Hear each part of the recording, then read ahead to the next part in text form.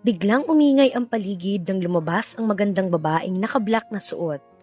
May mahabang buhok at kutis porsilana. Higit sa lahat ay walang karanasan. 2 milyon! Simula ng lalaking nakaputing maskara sa bidding. 2 bilyon! Napalingon sila sa lalaking nasa likuran na umiinom ng mamahaling alak. Magandang araw po sa inyong lahat, mga giliw naming tagapakinig. Samahan niyo po sana ako sa isa na namang love story na tiyak na magpapa-inlove sa ating lahat. Mga kwento na magpaparamdam ng pusong sugatan, mga pusong sawi at mga pusong puno ng pagmamahal. Pero bago tayo magpatuloy, kung bago ka pa lamang sa aking channel ay pakilike po ng ating video. Paklik din ang subscribe button, gayon din ang bell icon para lagi kayong updated sa mga parating ko pang uploads. Boss, eto na.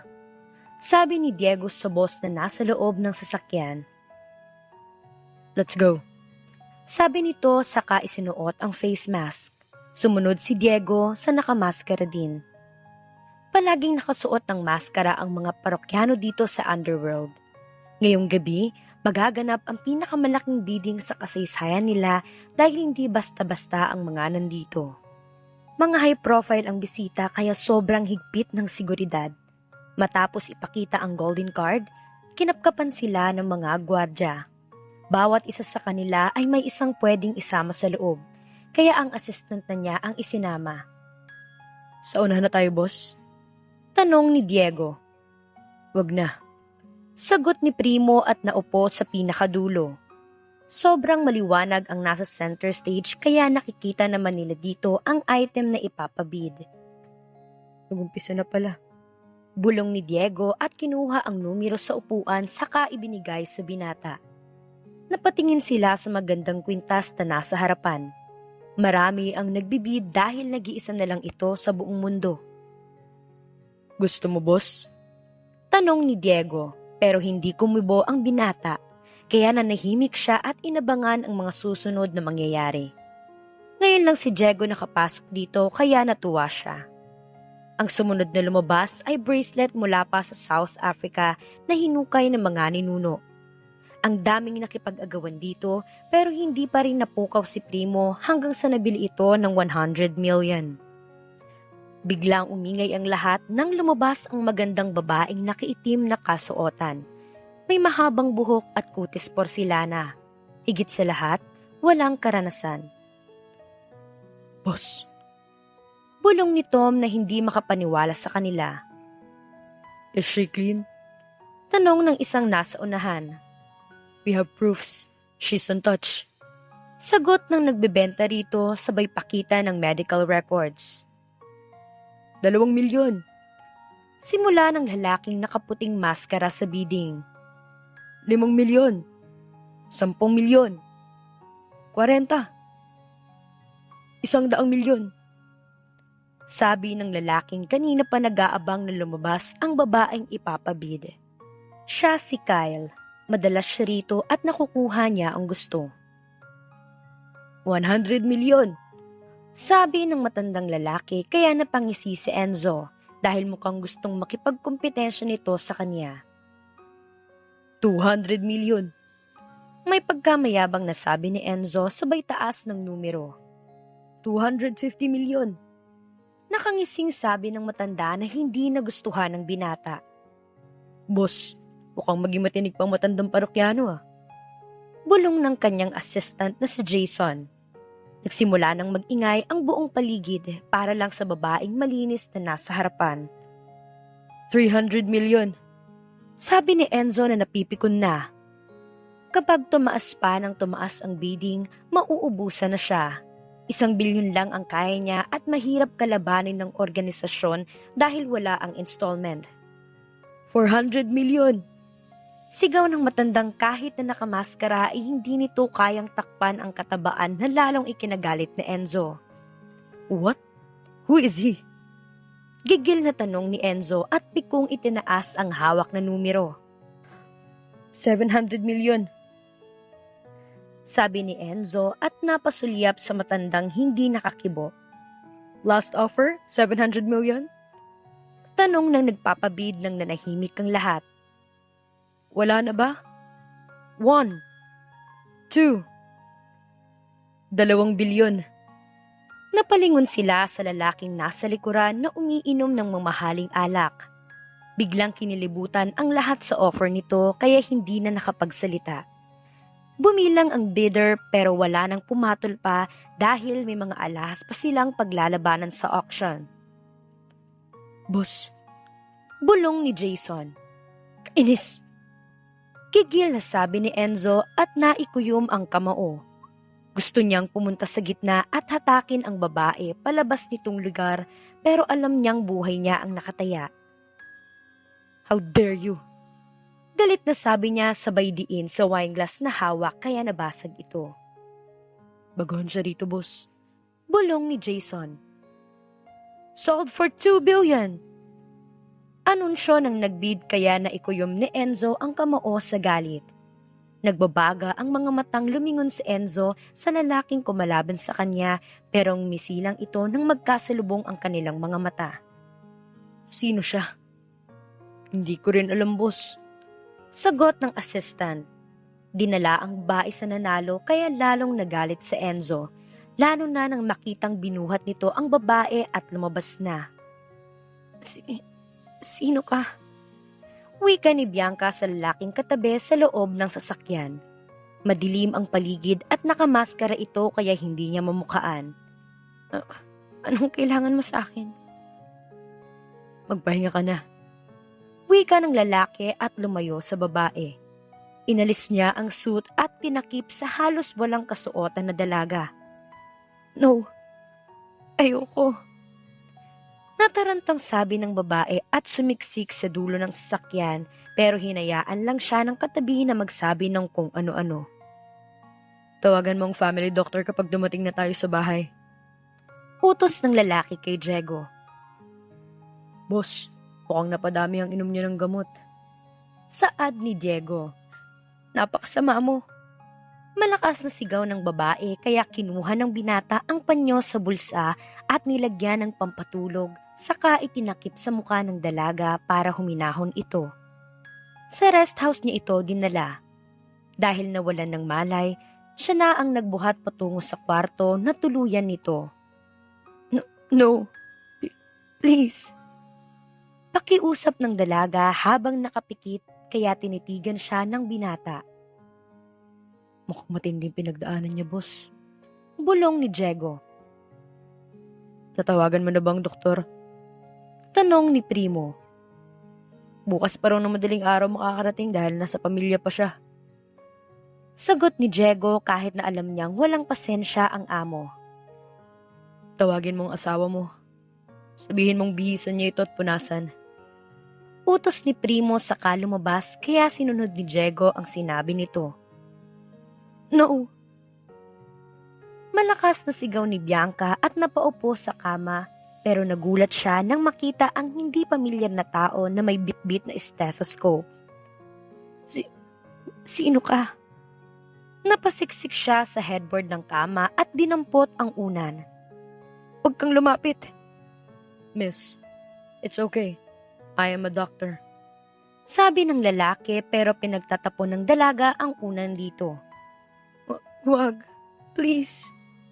Pagmamakaawa niya, tuturukan na naman ba siya nito? Hindi niya kaya ang sakit. Relax, you're safe now, Iha. Look, walang mananakit sa'yo. Mahinahong sabi ng doktor. It's fine. Trust me. Wala akong dalang iba. Look at me. Harmless ako. Gusto ko nang umuwi. Aniya at iginala ang paningin. Bukas ang bintana at sa wakas ay nakakita na siya ng punong kahoy. Sino kayo? I am Dr. Claveria. Tumawag ang client ko para tulungan ka. Paliwanag nito. Sinong kaibigan? Anong kailangan ninyo sa akin? Hindi ako makakasagot niyan. Ang mabuti pa ay magpahinga ka muna. Nakaka-recover ka na. Sabi ng doktor at lumabas ng silid. Walang sinayang na pagkakataon ng dalaga at sinilip ang bintana. Nasa ikalawang palapag siya nitong rest house. Pwede naman siyang tumalon sa balkon lalo na't walang tao sa baba. Kung mahulog man siya, hindi ganon kataas ang babag sa kanya. Maingat na umakyat siya sa bintana at tumalon sa balkon. Oh gosh! Aniya at huminga ng malalim nang sakto ang pagbagsak niya. Tila tumigil ang mundo ni Bianca nang may tumikim at na-realize niya na hindi siya nag-iisa sa paligid. Anong ginagawa mo? Tanong ng baritonong boses kaya napalingon siya rito. Lalaking naka-walking shorts, white t-shirt at may dalang kape. Sa tansya niya ay nasa 6'2" ang taas nito kaya nagmukha siyang pandak sa taas niyang 5'7". Ha? Nag-exercise? Sagot niya nang mapansing may dalawang lalaki sa hardin. Hindi siya makakatakas. Ang lawak ng bakuran nitong bahay at hindi rin niya alam kung saan ang daan palabas. Boss, tawag ni Diego na lumapit dito pero natigilan nang makita ang dalaga. Ay, gising ka na pala? Sino kayo? Naguguluhang tanong ni Bianca. I'm Diego, siya naman ang boss ko. Pagpapakilala ni Diego. Ikaw, what's your name? Inaalala ni Bianca ang nangyari. Kinuha siya ng isang grupo ng mga hindi nakilalang lalaki at dinala sa isang silid. Walang higaan, walang kahit na upuan. Ang tanging mayroon lang ay ang kadenang nakaposas sa kanyang mga paa. Hindi niya alam kung gaano siya katagal sa madilim na lugar na iyon dahil hindi siya nasisikatan ng araw. Pero kagabi, pinalabas siya at pinabid sa mayayamang parokyano. Kayong bumili sa akin. Wika niya nang mapagtanto ang nangyari. Yes, si boss, 2 billion. Nakangising sabi ni Diego kaya nagulat ang dalaga.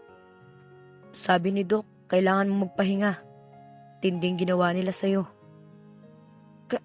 Kailangan kong umuwi. Hinahanap na ako ng mga magulang ko. Sure, pero... No. Tanggi ng binata. Hindi ka pwedeng lumabas dahil binili kita. Kaya ako nang may hawak ng buhay mo. Bianca. Pagpapakilala ng dalaga. Bianca San Diego. Nagkatinginan sina Diego at si Primo. Hindi ka pwedeng lumabas. Kung dinukot ka, malamang nasa panganib pa ang buhay mo. Sabi ng binata. Diego, sabihan mong asawa mo na maghanda na ng breakfast. Yes, boss. Pagpayag ni Diego at iniwan sila. Bakit mo ko binili sa ganun kalaking presyo? Tanong ng dalaga. Pinagmasdan niyang maigi ang binata. Ang gwapo nito lalo na kapag matagalan na tinitigan. Gusto ko lang manginis ng ibang parokyano. Sagot nito at lumapit sa kanya kaya napaatras ang dalaga. Salamat. Hindi ko alam kung paano kita babayaran. Nakaramdam siya ng pagkailang nang hindi inalis ng binata ang mga mata sa mukha niya. Pero, babayaran kita sa abot ng aking makakaya. Marry me. Seryosong sabi ng binata kaya nanlaki ang mga mata ng dalaga. Marry you? Hindi makapaniwalang tanong niya. No. Madiing pagtanggi ni Bianca dahil hindi naman niya kilala ang kaharap. Paano kung sobrang masama ito? O kaya gumagamit ng bawal kahit nang wala naman sa itsura? Fine. Sagot ng binata. Hindi na kita aalokin pa ulit. Manatili ka lang dito hanggat hindi pa nahuhuli ang grupong kumuha sa'yo. Hindi lang ikaw ang biktima kundi marami kayo. Gusto kong makita ang mga magulang ko. Alam kong labis na silang nag-aalala sa akin. Malungkot na sagot ng dalaga.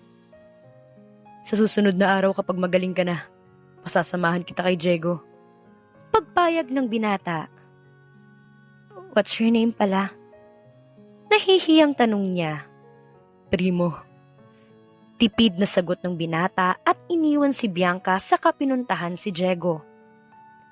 Boss, next week pupunta raw dito si Madam. Sa hotel mo siya patuluyin. Sabi ni Primo na alam na kung sino ang tinutukoy nito. At yun? Sabay turo niya kay Bianca na papalapit sa kanila. Paglinisin mo ng buong bahay. Pagdiligin ng halaman at paglutuin. Wika pa ni Primo. Boss, Binili mo lang ba siya ng 2 bilyon para maging katulong dito sa bahay? Bulong ni Diego pero agad na inizipper ang bibig ng isang matalim na titig ang tinugon ni Primo sa kanya bago siya nito iniwan. Morning, Sandy. Bati ni Bianca sa asawa ni Diego. Morning, ma'am. Nakatulog ka ho ba ng mabuti? Yes po. Sana pala yung mga tao rito. Ayaw niyang sabihin ang pangalan ni Primo. Sina Sir at Diego ay umalis papuntang opisina. Sandy, mayaman ba talaga si Primo? Tanong niya. Binili siya nito ng 2 bilyon. Ibig sabihin, bilyonaryo nga. Ano bang trabaho niya? Oo, mayaman sila. Silang pinakamayaman sa probinsya nila dahil may malaking mining company ang mga magulang niya. Sagot ni Sandy. Anong work niya or business? May share sila sa CM Company, pero yung jewelries lang ata. Sagot ni Sandy na ang tinutukoy ay ang malaking clothing and jewelries ng bansa. CM Company. Ulit ni Bianca, parang narinig na niya ang kumpanya na yon. Hindi mo alam? Malaking company yan, pero may sariling company rin si Sir at may agency ng mga bodyguards and security guards. Pagkukwento ni Sandy. Ganun ba? Familiar lang? Ani ni Bianca.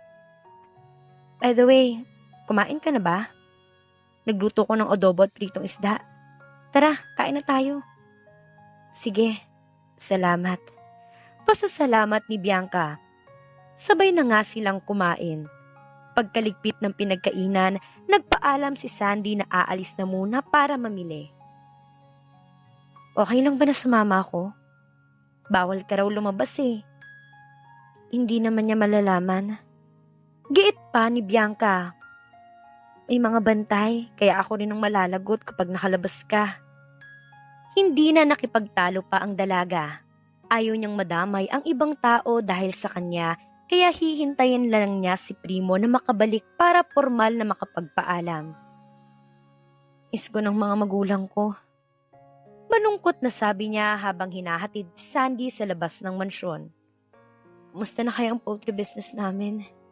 Sana lumago. May poultry business kayo? Oo. Farmer si Papa at si Mama naman ay nag-aalaga ng mga hayop. Bago ko nawala, tuloy-tuloy ng business namin. Nagsusupply na kami sa iba't ibang restaurant. Ang patahian namin sa Pampanga, umi-improve na rin. Masayang sabi ni Bianca. For sure, nag-aalala sila sa akin. Totoo yun. Tanging nasambit ni Sandy. Sige, alis na ako. Huwag kang tumakas ha. Naiwan na si Bianca kaya sa malawak na hardin muna siya natili at nag-isip ng dapat na gagawin. Si Sandy, asan? Muntik na si Bianca mapatalon nang may magsalita sa kanyang likuran. Umalis. Sagot niya. Okay. Kumain ka na? Tanong ni Primo. Oo, tapos na. Sagot niya. Hindi niya maintindihan pero naiinis talaga siya kay Primo kahit na ito ang bumili sa kanya. Siguro dahil gusto nitong ikasal sila o baka pinaglalaroan lang siya. Like sa pagiging bilyonaryo nito. For what napakasalan siya? Sino ito para paglaruan ang pagkatao niya? Hindi ba nito alam ang salitang dignidad? Alam naman niyang katulong lang ang role niya sa buhay nito. Bukas na aalis si Sandy. Sabi ni Primo kaya napatingin si Bianca sa binata. Saan pupunta? Mag-a-abroad na siya? Uuwi na sa bahay nila para mag-alaga ng anak nila ni Diego. Ang laki naman ng mansyon. Bakit hindi na lang kaya naisama niya rito ang anak niya? Suhestyon ni Bianca. Sino ka para pangunahan ang desisyon ng ibang tao? Seryosong tanong ni Primo kaya naikuyom ni Bianca ang kamao. Talaga? Hindi ba pwedeng mag-suggest? Pikong tanong ng dalaga. I see. Ani Primo na nakasulyap na nakakuyom na kamao ng dalaga kaya napasmirk siya. Baka sanay ka lang na utusan ng ibang tao sa gagawin nila kaya ganyan ka. You are so sensitive, sir. Sarcastic na wika ni Bianca. Just stating the fact. Ani Primo na pinag-aralan ang mukha ng kaharap. May problema ka ba? Gusto ko sanang makita ang parents ko. Pag-iiba ng dalaga sa usapan. Binili mo nga ako, pero para naman akong bilanggo. Okay, para sa ikatatahimik ng loob mo, pasasamahan kita kay Diego na puntahan ng mga magulang mo sa Sabado. Maraming salamat. Saad ni Bianca. At least sa kahit ganitong kasungit ay may puso pa rin pala ang lalaking ito. Masaya na siya na muling makita ang mga magulang niya. Ano ang kahihinatnan ni Bianca sa pagtira sa mansyon kasama ang lalaking bumili sa kanya? At dito na po nagtatapos ang kabanata ng ating kwento. Please like, share, subscribe for more updates. Maraming salamat po.